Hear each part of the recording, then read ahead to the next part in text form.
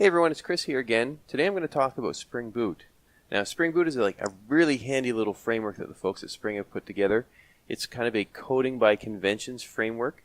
So for the most part, you go with the flow and it will kind of do what you expect it to do. Keeps the amount of code you need to create on the low side. I've been using it lately as my go-to replacement for Java Enterprise. It's a really handy little self-contained framework. Let's get right into it. Start with the folks at Spring. They've created this handy little app called the Spring Initializer. You can go to it at start.spring.io. I'm going to switch to the full version of this. And I'm going to use a Maven project with Java. The group, these are the Maven coordinates. The artifact, I'll call it demo rest, let's say, because I'll do a REST service. And the package name will be com dev-based demo rest. The package name is rather important to Spring Boot, but we'll see that in a moment. And then the dependencies. So as I said, this is sort of a coding by convention framework. As you add in dependencies, these different technologies get auto-configured into your application. So let's just scroll down a little bit, and I'm just going to add the web dependency for now. That includes Tomcat and Spring MVC. But if you look around, there is a lot that you can add to your application, and you don't need to be locked into your decisions here at the beginning. These are just additional dependencies that end up in your initial pom.xml. And of course you can add more as time goes on. But I'm going to start with just that, and I'll say generate project. And that gives me a file that I can download. I'll just save it. I'll just open it. So I will extract this, let's say to dev, just extract it there. Show the files. So demo rest.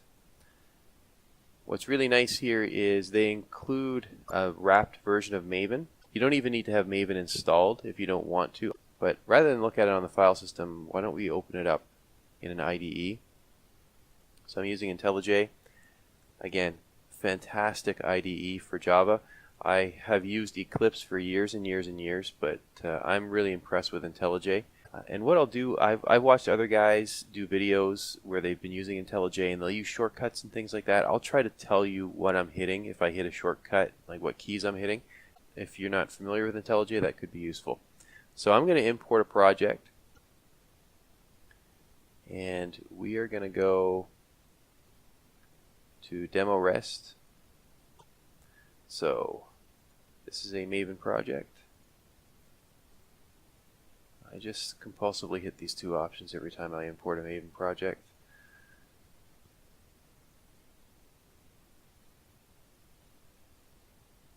Oh, I need to give it an SDK.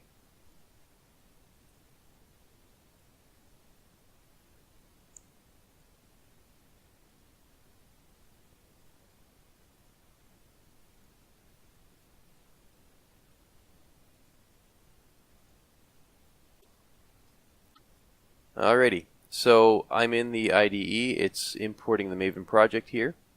Okay, it's done doing the import. And here's my module, demo rest, and the POM file. Right, so as I said, the project coordinates we had set in that Spring Initializer. And if I go down to the dependencies, I have Spring Boot Starter Web. That is the Tomcat dependency that I included. And they give you a nice little test dependency as well. If we look at the source code itself, so I mentioned that the package that ended up being chosen was important, and the reason is there is an application that they dropped right in there. This is a straight up Java application with a main method. I'll just expand that main method there. And this is essentially the entry point for the app. As I said, the package name is important. It's going to initialize the application based on this guy, demo rest application itself. And I think that's telling Spring, this is our main entry point, and by the way, it would know what package this guy lives in. So what Spring is going to do is it's going to initialize the application, and it's going to scan that package and down to see if there's anything that Spring needs to auto-wire. So I'm going to view a tool window here, and that's the terminal. The shortcut is Alt F12, so that opens the integrated terminal. Okay, and as I said, if I look at the directory listing, there is an integrated Maven wrapper. So I could run mvnw for the wrapper. I can run clean install, and it will actually download Maven.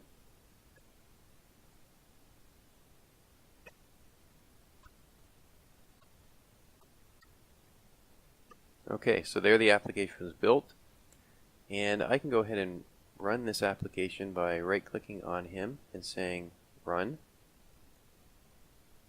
and that puts a little application runner up here in the configuration. So here it's starting up.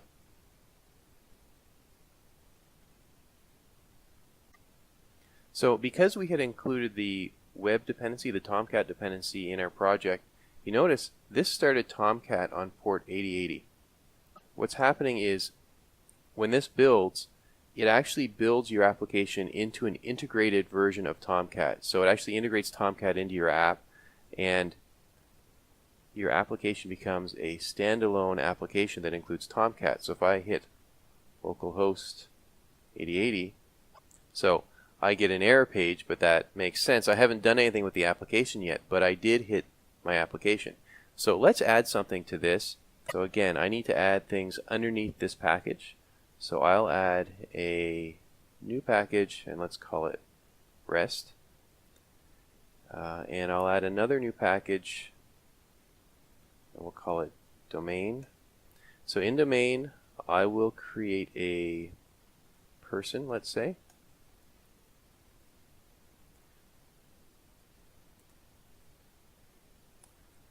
And I'll give this person a first name.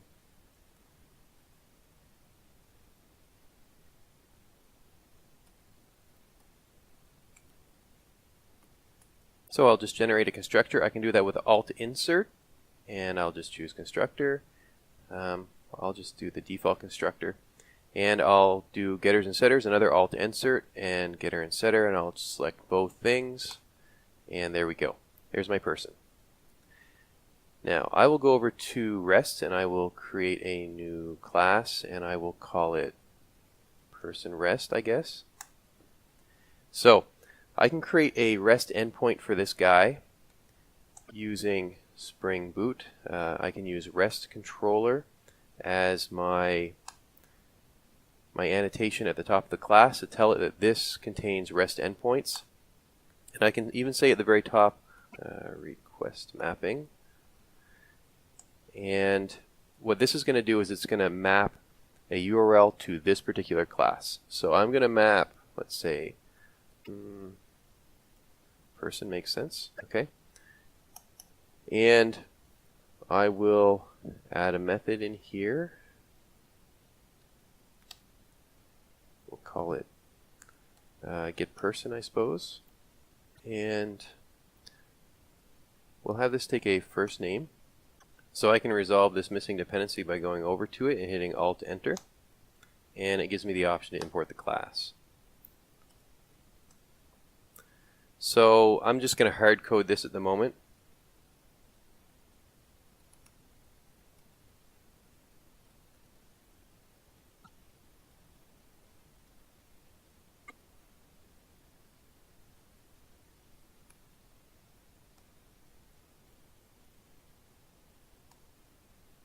Pretty simple person, but of course this isn't actually going to be exposed in any way unless I do something more with it.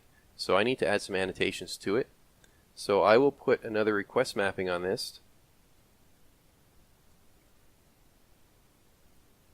and I will say the method is request method get. So if I do a get request to a URL, I'm going to get my person back. And I will say value. Now, I think I'm actually going to say person here, and I'm going to change my mind up here, and I'm going to change this to API. So what this is going to do is this method will be available at /API/person. I'll just start with that, and I will stop, and I will restart my application. It started up again. if we go and look in here a little bit, you will see that this mapped API/person, a getter, onto the actual class and method that we just created. So let's go see if that worked. So if we go to /API/person,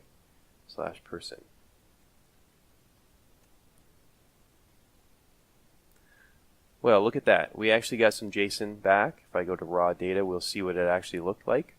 Now, of course, a REST service isn't too interesting on its own just like that. I actually had this taking a first name parameter.